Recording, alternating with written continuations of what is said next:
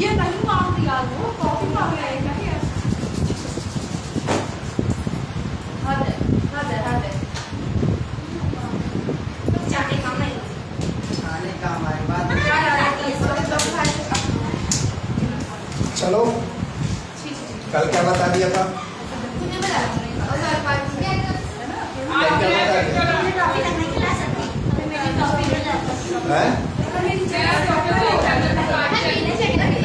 पाचन स्टार्ट करना। चलो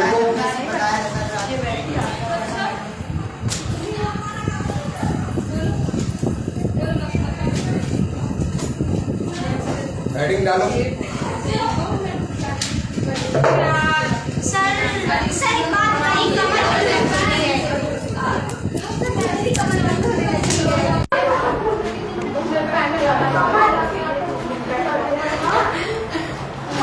हेडिंग डालो। Digestive system.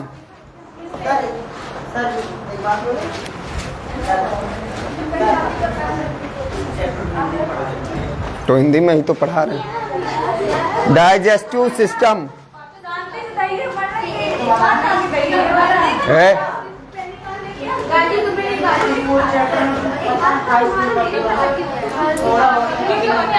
चलिए लिखे डाइजेस्टिव सिस्टम। हेडिंग डालो। डाइजेस्टिव सिस्टम लेशन है, पढ़ गया। हेडिंग डालो पोषण।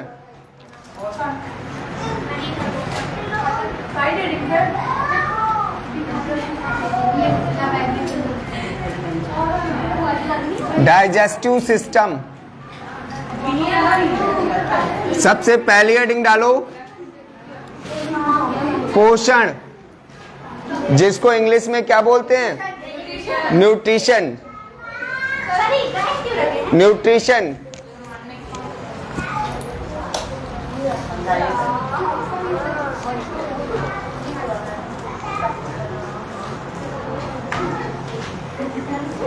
इसमें लिखो सभी जीवों को।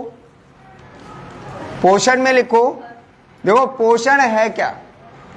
पोषण का मतलब होता है न्यूट्रिशन, ठीक है। और न्यूट्रिशन से ही हमको ऊर्जा प्राप्त होती है। केवल हमको बस नहीं, इस पृथ्वी में पाए जाने वाले जितने भी जीव होते हैं, सभी जीवों को अपने समस्त क्रियाओं को चलाने के लिए, उनके शरीर में जितनी भी क्रियाएं होती हैं, सारी क्रियाओं को सुचारू रूप से चलाने के लिए ऊर्जा की आवश्यकता होती है। और यह ऊर्जा उनको कहां से प्राप्त होती है? उनके पोषक पदार्थों से प्राप्त होती है, जिसको हम क्या कहते हैं? पोषण कहते हैं, ठीक है। जिस तरह से गाड़ी को चलाने के लिए किसकी जरूरत होती है? ईंधन की। आग को जलाने के लिए किसकी जरूरत होती है? ईंधन की। होता है कि नहीं? तुमको चलाने के लिए किसकी जरूरत होती है? झापड़ की, है ना। बिना झापड़ के तुम लोग कुछ कर ही नहीं सकते, है ना। तो पोषण क्या है? सभी जीवधारियों को सुचारू रूप से, अपनी क्रियाओं को सुचारू रूप से चलाने के लिए जिस तत्व की जरूरत होती है, जिस पदार्थ की जरूरत होती है, उनको हम पोषक पदार्थ कहते हैं। और ये पोषक पदार्थ इन जीवों को कहां से प्राप्त होता है? इनके भोजन से प्राप्त होता है। कहां से प्राप्त होता है? भोजन से। तो लिखो सभी जीवों को जीवित रहने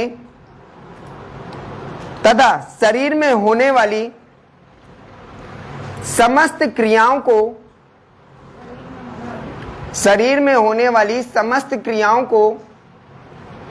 सुचारू रूप से चलाने के लिए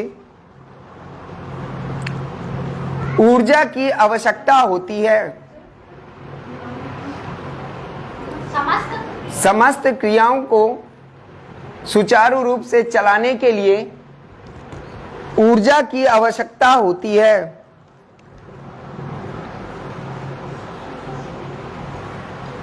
जीवों को यह ऊर्जा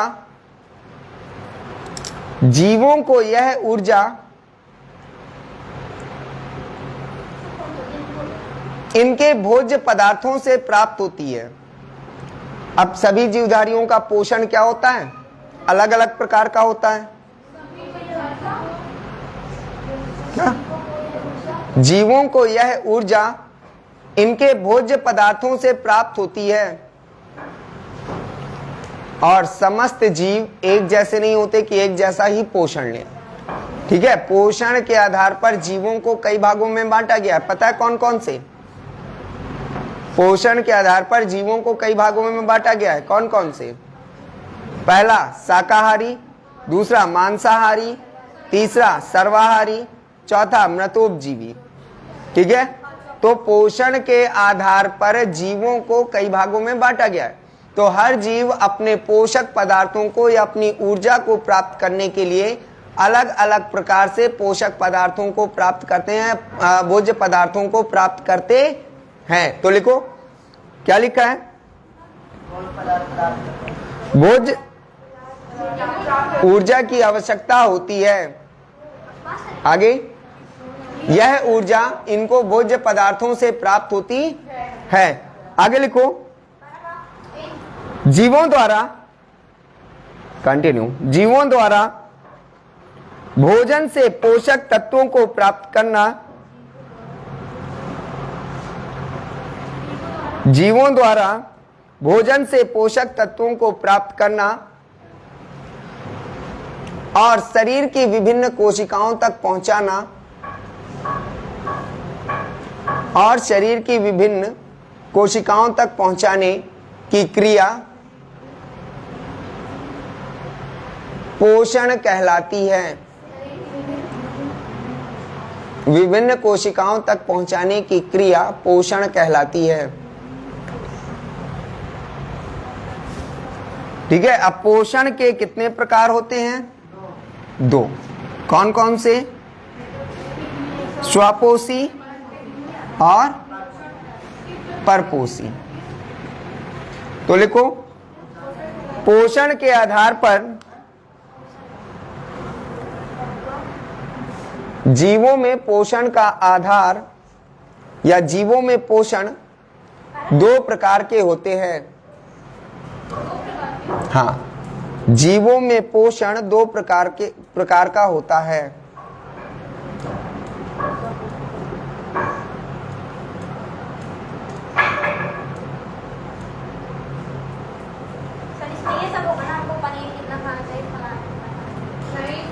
लिखो, इसमें लिखो स्वपोषी। अब देखो, स्वपोषी में हमने बता रखा था कि स्वामिस क्या होता है? स्वयं। अपोषिमिस क्या होता है? पोषण बनाने वाला। ठीक है, जो स्वयं अपना पोषण का निर्माण करता है, ठीक है, उसे हम क्या कहते हैं? स्वपोषी। ये अपने भोजन का निर्माण कैसे करते हैं? तो ये अपने भोजन का निर्माण वातावरण से कार्बन डाइऑक्साइड, मृदा से जल और खनिज पदार्थ, ठीक है, इसके बाद और सूर्य के प्रकाशीय ऊर्जा,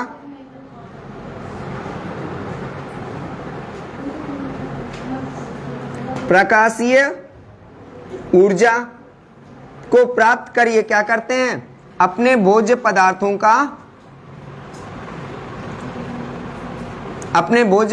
का क्या करते हैं? निर्माण करते हैं। ठीक है, तो ध्यान रखिएगा, ऐसे जीव जो वातावरण से कार्बन डाइऑक्साइड, मृदा से जल और खनिज पदार्थों को लेकर सूर्य के प्रकाश की उपस्थिति में अपने भोजन का निर्माण करते हैं, ऐसे जीवों को स्वपोषी जीव कहते हैं। ठीक है, जैसे समस्त हरे पौधे अपने भोजन का निर्माण क्यों करते हैं? उनमें ऐसा क्या पाया जाता है कि वो अपने भोजन का निर्माण स्वतः कर लेते हैं? क्योंकि उनमें क्लोरोफिल पाया जाता है। क्लोरोफिल की उपस्थिति के कारण ही ये अपने भोजन का निर्माण करते हैं। लेकिन कुछ ऐसे भी पौधे होते हैं जो अपने भोजन का निर्माण स्वयं नहीं कर पाते, वो दूसरे पौधों पर अपने भोजन के लिए आश्रित होते हैं। ऐसे पौधों को हम क्या कहते हैं? परपोषी कहते ठीक है, तो लिखो स्वापोषी, हेडिंग डालो स्वापोषी करो, वो बात बाकी आ जाता है ना उसमें।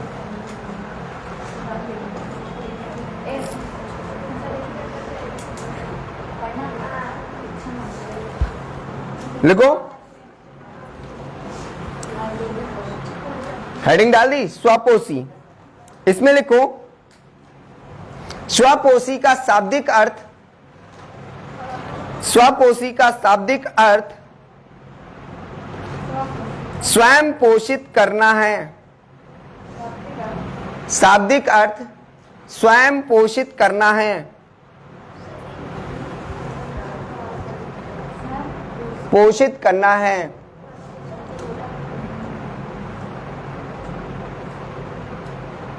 अर्थात हरे पौधे, अर्थात हरे पौधे कार्बन डाइऑक्साइड, कार्बन डाइऑक्साइड, जल,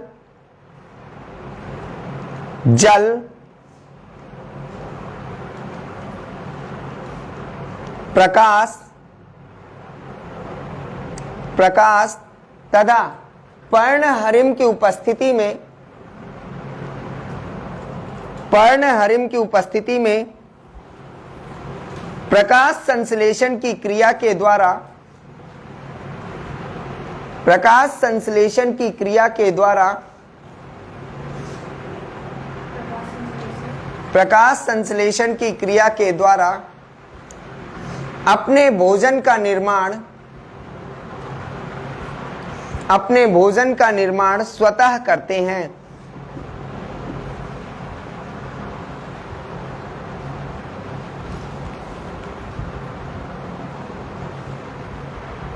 स्वतः करते हैं, पैराग्राफ चेंज करके लिखो। ऐसे जीव जो अपने पोषण का निर्माण स्वतः करते हैं,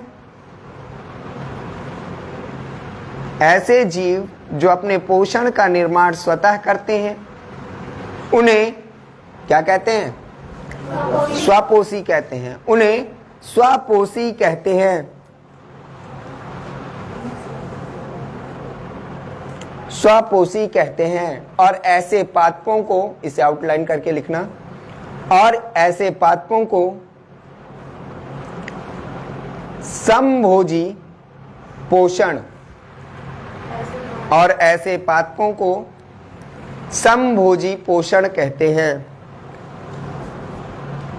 समभोजी, इंग्लिश लिख लेना इसकी, समभोजी की, होलोफाइटिक, HOLOPHYTIC,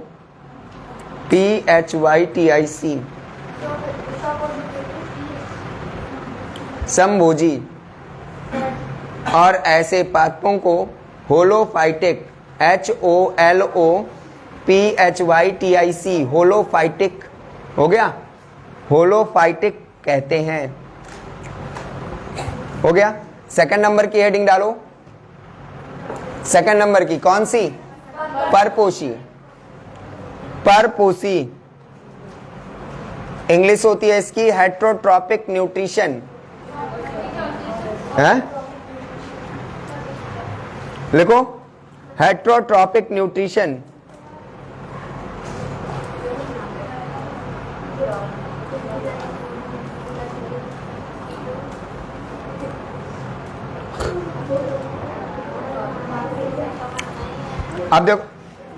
अब देखो हेट्रोट्रॉप्स किसको कहते हैं? तो हेट्रोट्रॉपिक न्यूट्रिशन है क्या? स्वापोषी के विपरीत, इसके जस्ट अपोजिट। भाई ये स्वयं बनाता है तो इसका अपोजिट क्या होगा? जो स्वयं ना बना पाए। तो जस्ट इसके विपरीत कुछ ऐसे जीव होते हैं जो अपने भोजन का निर्माण या पोषक पदार्थों का निर्माण स्वयं नहीं कर पाते, अपने पोषक पदार्थों के लिए ये दूसरे जीवों पर आश्रित रहते हैं। ऐसे जीवों को हेट्रोट्रॉप्स कहते हैं। क्लियर है? तो लिख लो, ऐसे जीव जो अपने पोषण के लिए जो अपने पोषण के लिए दूसरे जीवों पर आश्रित रहते हैं, दूसरे जीवों पर आश्रित रहते हैं, ऐसे जीवों को, हाँ, ऐसे जीवों को हेट्रोट्रॉप्स कहते हैं।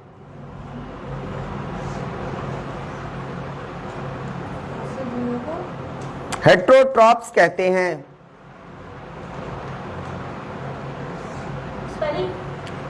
HETERO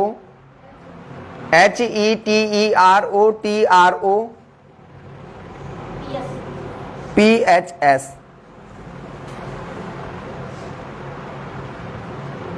हेट्रोट्रॉप कहते हैं। और इस प्रकार से पोषित होना, और इस प्रकार से पोषित होना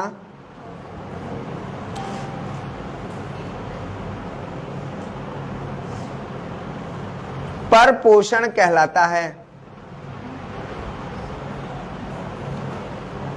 परपोषण कहलाता है। ये 3 प्रकार के होते हैं। इस प्रकार से पोषित होना परपोषण कहलाता है। ये 3 प्रकार के होते हैं। कितने प्रकार के? 3। कौन कौन से? हाँ, प्राणी संभोजी पोषण, दूसरा परजीवी, और तीसरा मृतोपजीवी। ठीक है, तो पोषण के अकॉर्डिंग परजीवी को कितने भागों में बांटा गया? 3 भागों में। कौन कौन सा? प्राणी संभोजी, परजीवी और मृतोपजीवी। तो लिख लो, पहले इन तीनों को लिख लो। प्राणी संभोजी,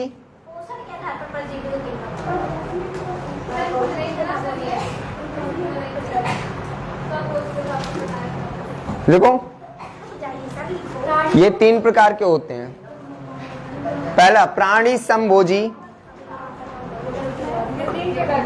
प्राणी संभोजी सर बहुत फास्ट हो रहे हैं। तो तुम स्लो हो जाओ। प्राणी संभोजी, परजीवी और मृतोपजीवी। अरे रुको जाओ यार, तुम सब रखना रहे हो। अब देखो इधर प्राणी संभोजी क्या है? ऐसे जीव जो अपने भोज्य पदार्थों को ठोस या सरल अवस्था में प्राप्त करते हैं, या तो ठोस अवस्था में या तो सरल अवस्था में, जैसे हम लोग प्राप्त करते हैं। ठीक है, हम लोग 2 अवस्थाओं में अपने भोजन को प्राप्त करते हैं, या तो ठोस अवस्था होगी या तो सरल अवस्था होगी। ठीक है, ऐसे पोषण को हम क्या कहते हैं, या ऐसे जीवों को हम क्या कहते हैं? प्राणी संभोजी पोषण कहते हैं। क्लियर है? परजीवी क्या है? जो दूसरों पर आश्रित रहकर अपने भोजन को प्राप्त करते हैं, उनको परजीवी कहेंगे। मृतोपजीवी क्या है? जो सड़े गले मृत कार्बनिक पदार्थों पर आश्रित रहते हैं, उनको हम मृतोपजीवी कहते हैं। तो लिख लो, फर्स्ट नंबर की हेडिंग डालो, प्राणी संभोजी। इसमें लिखो वे जीव, आराम से, वे जीव जो विभिन्न भोज्य पदार्थों वे जीव जो विभिन्न भोज्य पदार्थों को, जो विभिन्न भोज्य पदार्थों को ठोस व सरल अवस्था में,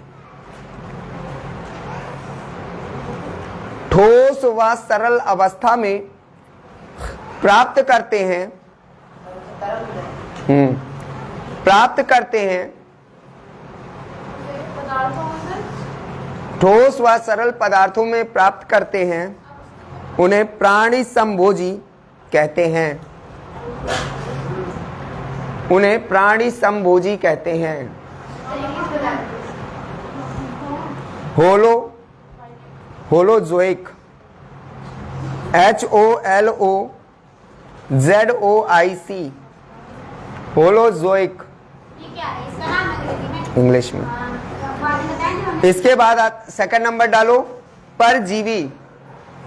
काजल, परजीवी क्या है?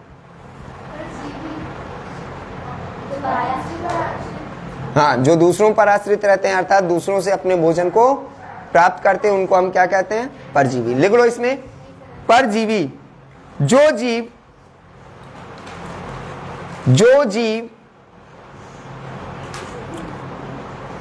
अच्छा, तुम्हारा एक कागज फिजिक्स केमिस्ट्री तीनों के लिए हो जाता है क्या? एक कागज डॉक्टर का पर्चा तीनों सब्जेक्ट के लिए हो जाता है। नोट्स बन रही है, चेक करेंगे किसकी। देखो, वे जीव जो दूसरे जीवों से वे जीव जो दूसरे जीवों से परजीवी ना सर? परजीवी वे जीव जो दूसरे जीवों से अपने भोज्य पदार्थों को प्राप्त करते हैं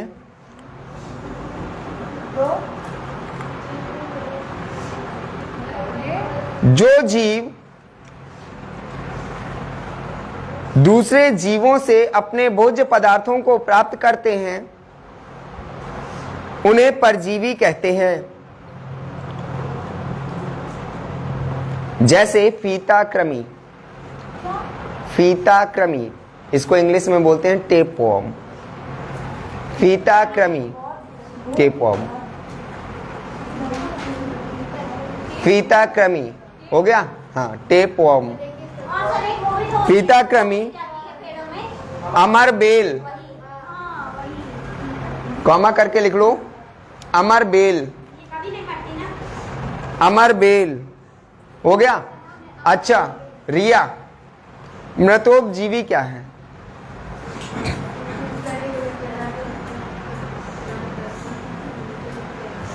ज्योति,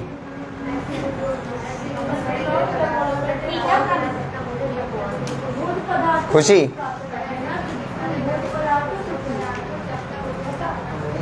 रिमझिम,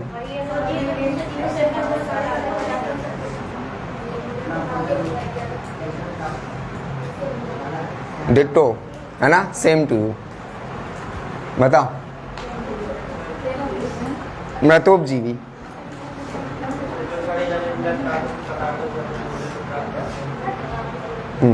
तो लिख लो मृतोपजीवी। अगली हेडिंग,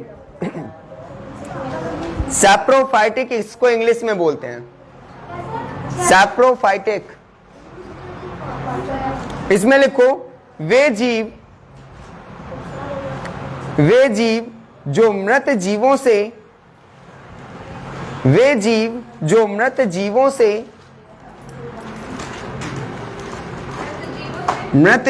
से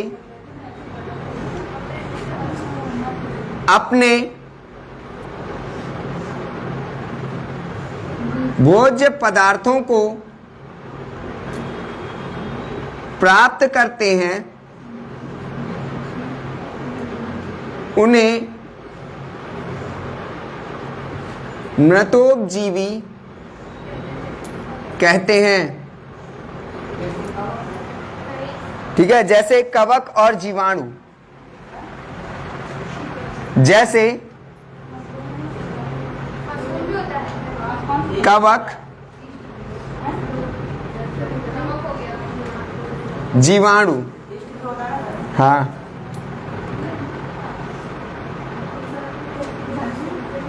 हो गया।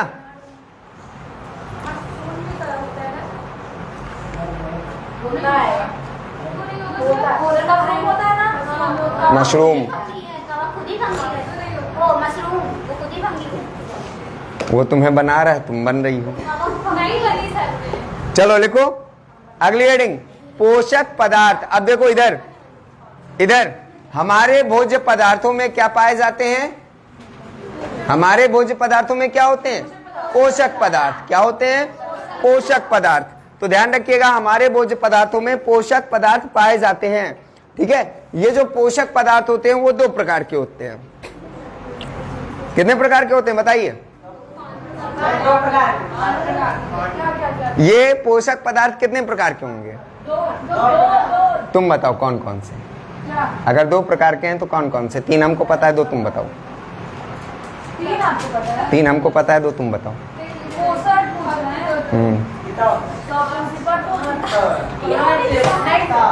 हो गया। पोषक पदार्थ कितने प्रकार के होते हैं? कौन कौन बताएगा? 5 प्रकार के। हाँ तुम बताओ। 2 प्रकार के होते हैं, कार्बनिक और अकार्बनिक। सर ये वाले पोषक पदार्थ 2 प्रकार के होते हैं, ठीक है। ये था पोषण, ठीक है। अब आता है पोषक पदार्थ। इधर ध्यान रखना, अगर कहे पोषक पदार्थ कितने प्रकार के होते हैं तो 2 होते, 5 हैं। पोषक पदार्थ 5 हैं, लेकिन उनको 2 भागों में डिवाइड किया गया है। कौन कौन सा? कार्बनिक और अकार्बनिक। तो कार्बनिक के अंदर कौन कौन से होंगे? तो ध्यान रखिएगा, कार्बनिक के अंदर हमारा होगा कौन सा? कार्बोहाइड्रेट, फैट, विटामिन, ठीक है, और प्रोटीन। कितने होंगे? ठीक है, सुनो, वो मैंने क्या बताया था, 10th और इंटर बहुत अंतर है। 10th में इतना सा है तो इंटर में इतना है, बीएससी में इतना हो जाएगा, ठीक है। नहीं इतने नहीं होंगे, धीरे धीरे नॉलेज डेवलप होती चली जाएगी, ठीक है। तो पोषक पदार्थ ध्यान रखिएगा, पोषक पदार्थ कितने हुए? 2। कौन कौन से? कार्बनिक और अकार्बनिक। पहला इधर कार्बनिक में सुन लो, कार्बनिक में कौन कौन सा? तो कार्बोहाइड्रेट, प्रोटीन, विटामिन और फैट, ठीक है। ये 4 होंगे तुम्हारे किसमें? कार्बनिक में। किसमें होंगे? कार्बनिक में। तो अकार्बनिक में कौन होगा? 2 होंगे केवल। कौन कौन सा? खनिज पदार्थ और जल। खनिज पदार्थ और जल, ठीक है। तो लिखो, लिखो जल्दी लिखो। सर मैं बुक से पढ़ के आई थी।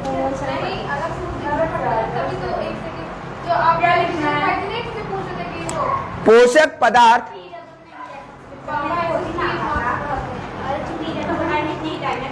लिखो। पोषक पदार्थ भोज्य पदार्थों में पाए जाने वाले, पोषक पदार्थ भोज्य पदार्थों में पाए जाने वाले वे रासायनिक पदार्थ हैं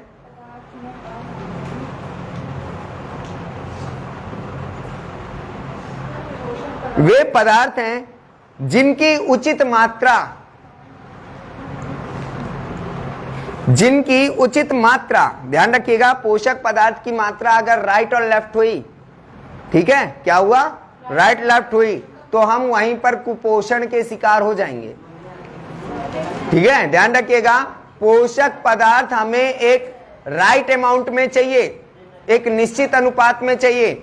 लेकिन अगर पोषक पदार्थों का कोई भी पदार्थ हमारा राइट लेफ्ट हुआ तो हम कुपोषण के शिकार हो जाते हैं, ठीक है। तो ध्यान रखिएगा इस चीज को। तो लिखो, क्या लिखा है? जिनकी उचित मात्रा, जिनकी उचित मात्रा शरीर को स्वस्थ बनाए रखती है,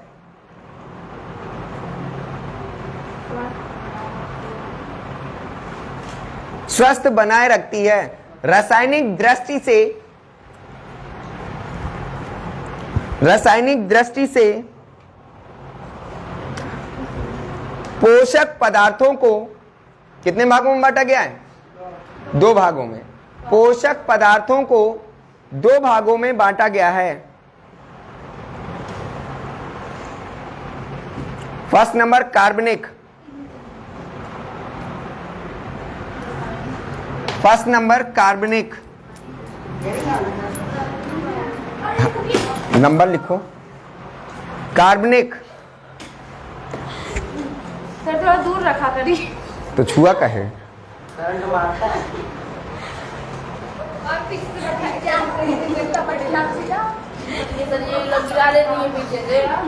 फर्स्ट नंबर में लिखो कार्बनिक।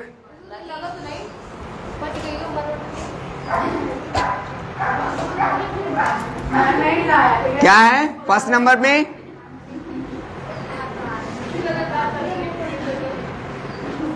कार्बनिक पदार्थ। तो कार्बनिक पदार्थ में क्या क्या पाया जाएगा? पहला कार्बोहाइड्रेट, दूसरा प्रोटीन, तीसरा विटामिन, चौथा फैट, ठीक है। इसके बाद अकार्बनिक में क्या होगा? अकार्बनिक में क्या होगा? अकार्बनिक में क्या होगा? मिनरल्स, अकार्बनिक में मिनरल्स, मिनरल्स और वाटर है। तो लिखो, रासायनिक दृष्टि से पोषक पदार्थों को, रासायनिक दृष्टि से पोषक पदार्थों को दो भागों में बांटा गया है। तो फर्स्ट नंबर में लिख लो कार्बनिक पदार्थ, उसके अंदर लिखो कार्बोहाइड्रेट। हाँ पहले लिख लो फिर अलग से लिखवाएंगे। कार्बोहाइड्रेट, फर्स्ट नंबर में कार्बोहाइड्रेट कार्बनिक पदार्थ में लिखना है। फर्स्ट नंबर में कार्बोहाइड्रेट, प्रोटीन, विटामिन, फैट। हो गया क्या तो बोल रहे हैं ना, कार्बोहाइड्रेट, प्रोटीन, विटामिन, फैट हो गया। इसके बाद अकार्बनिक में लिखो, अकार्बनिक में अकार्बनिक में लिखो फर्स्ट नंबर खनिज पदार्थ और जल। तो यहां पर बना तुम्हारा दो क्वेश्चन कि ऐसे कौन कितने प्रकार के पदार्थ होते हैं जो हमारे कार्बनिक पोषक पदार्थ के रूप में जाने जाते हैं। तो चार, कितने होते हैं? चार कार्बनिक पोषक पदार्थ के रूप में। कौन कौन सा? कार्बोहाइड्रेट, प्रोटीन, फैट, विटामिन और मिनरल्स। इसके बाद अगर बात करते हैं कार्बनिक पदार्थ में कितने पोषक पदार्थ होते हैं, तो दो होते हैं। कौन कौन सा? खनिज पदार्थ और जल। ठीक है, तो फर्स्ट नंबर में अब हेडिंग डालो सेंट्रल में, बीच में हेडिंग डालो और उसमें लिखो कार्बोहाइड्रेट।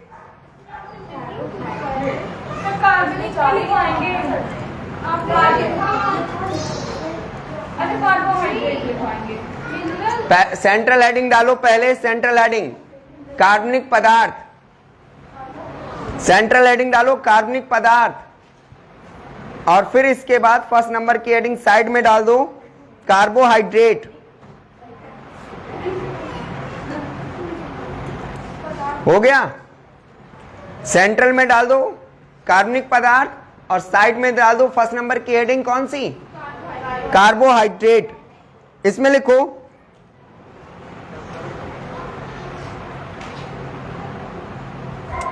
कार्बोहाइड्रेट में लिखो ये कार्बन, हाइड्रोजन और ऑक्सीजन, ये कौन?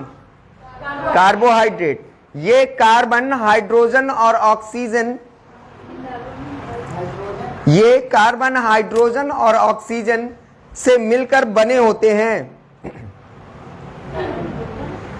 ये कार्बन, हाइड्रोजन और ऑक्सीजन से मिलकर बने होते हैं।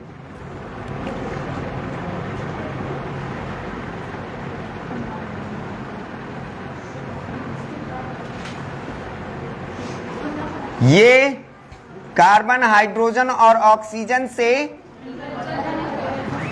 मिलकर बने होते हैं। ठीक है, सेकंड नंबर पर इनका अनुपात कितना होता है? इनका अनुपात कितना होता है? इनका अनुपात होता है 1:2:1। मतलब कार्बन, हाइड्रोजन और जो ऑक्सीजन होता है, कार्बन, हाइड्रोजन और ऑक्सीजन, ये कार्बोहाइड्रेट में किस अनुपात में पाया जाता है? तो इनका जो अनुपात होता है वो होता है 1:2:1। ठीक है, तो लिखो ये सीधे लिखते चलो, हम नंबर में लिख रहे हैं, तुम सीधे लिखते चलो। लिखो कार्बन, हाइड्रोजन और ऑक्सीजन। ठीक है, बताएं ग्लूकोज का सूत्र बताओ। 1:12:6। चलो लिखो लिखो अगला नंबर, इनका अनुपात 1:2:1 होता है। इनका अनुपात 1:2:1 होता है।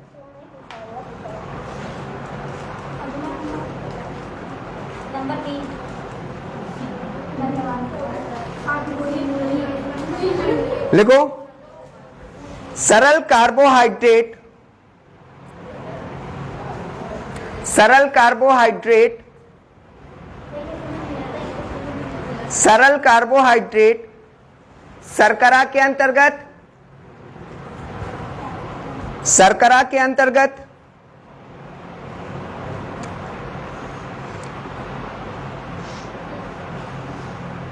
हो गया। और जटिल कार्बोहाइड्रेट, और जटिल कार्बोहाइड्रेट के अंतर्गत मंड आते हैं, स्टार्च, मंड आते हैं, मंड आते हैं। हो गया। अब कार्बोहाइड्रेट किसमें पाया जाता है? इधर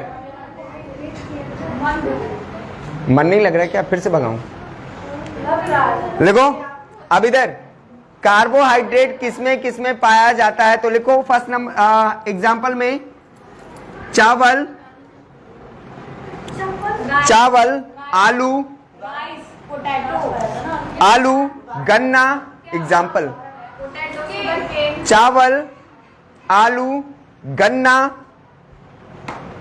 चुकंदर, चुकंदर आदि में प्रचुर मात्रा में पाए जाते हैं, अधिक मात्रा में, पर्याप्त मात्रा में।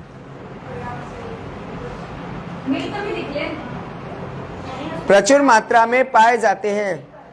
हाँ, मिल्क में भी शर्करा होती है। वो कंप्लीट बैलेंस डाइट है, उसमें भी कार्बोहाइड्रेट होता है शर्करा के रूप में।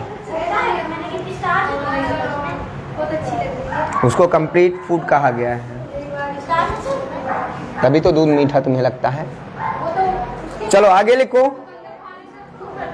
कार्बोहाइड्रेट के कार्य, कार्बोहाइड्रेट के कार्य,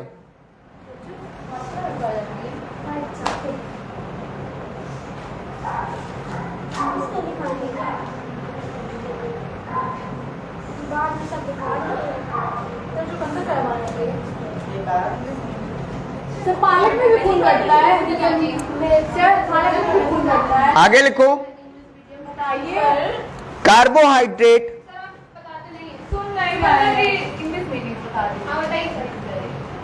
मुझे नहीं पता। पालक में भी खून बढ़ता है। देखो, ये ऊट पटांग के जो क्वेश्चन है वो अपने पास रखा करो। मैं 10 बार बोल चुका हूँ, तुम कुछ भी खा लो, सबसे खून बढ़ेगा। डॉक्टर बताते हैं, ठीक है। पालक में सबसे ज्यादा आयरन पाया जाता है और हमारे ब्लड आयरन से ही कंपोज्ड होता है। आगे बात समझ में? सिलेबस बंद करके मैं तुम लोगों के ऊट पटांग के क्वेश्चंस का आंसर दूं? बस सर पढ़ाइए आप, हो गया, बस हो गया, इतना ही पूछना था हमें। 10 बार बोल चुका हूं कि जब फ्लो बना रहा करे तो उसको तोड़ा मत करो। लिखो, carbohydrate, first number, first number carbohydrate, carbohydrate जैविक कार्यों के लिए, जैविक कार्यों के लिए ऊर्जा का उत्पादन करते हैं।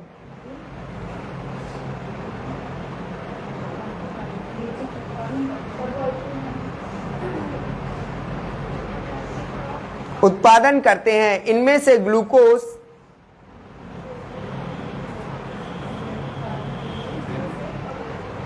इनमें से ग्लूकोज अणु शरीर को तुरंत ऊर्जा प्रदान करता है, ऊर्जा प्रदान करता है। इसीलिए आप लोग देख लो, जो डॉक्टर होते हैं, अगर आपको आपकी एनर्जी लॉस हो गई है, ठीक है, या बॉडी में एनर्जी नहीं है, तो सबसे पहले वो क्या करते हैं? ग्लूकोज चढ़ाते हैं। है ना, ग्लूकोज। क्यों? क्योंकि सबसे पहले आपको ऊर्जा चाहिए, और ग्लूकोज क्या करता है, तुरंत ही आपको ऊर्जा प्रदान कराता है। ठीक है, तो लिखो, अब जब भी एनर्जी लॉस हो जाए ना तो ग्लूकोज पी लिया करो। आगे लिखो, ऊर्जा प्रदान कराते हैं। आगे लिखो, अतः नहीं, इसलिए ग्लूकोज को कोशिकीय ईंधन कहते हैं।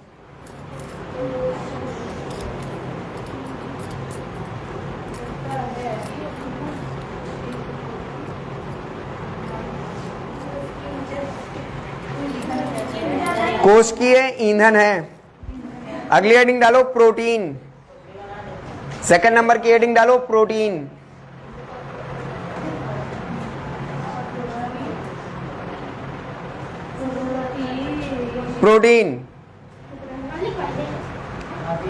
प्रोटीन बस इसमें कुछ चीजें लिखवाएंगे। लिखो, प्रोटीन की संरचना जटिल होती है। प्रोटीन की संरचना जटिल होती है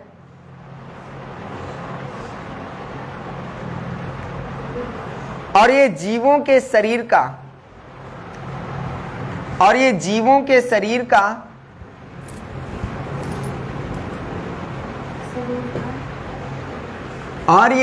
के शरीर का 14% भाग बनाती है।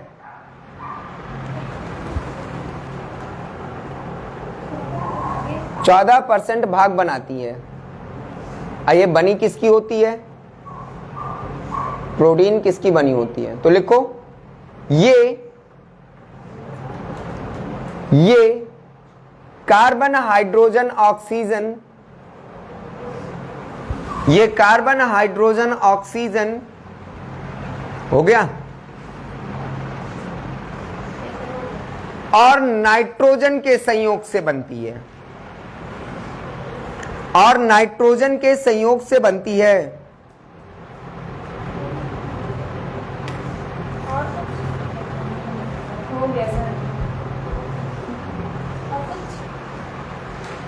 बाकी बाद में, मीन्स कल।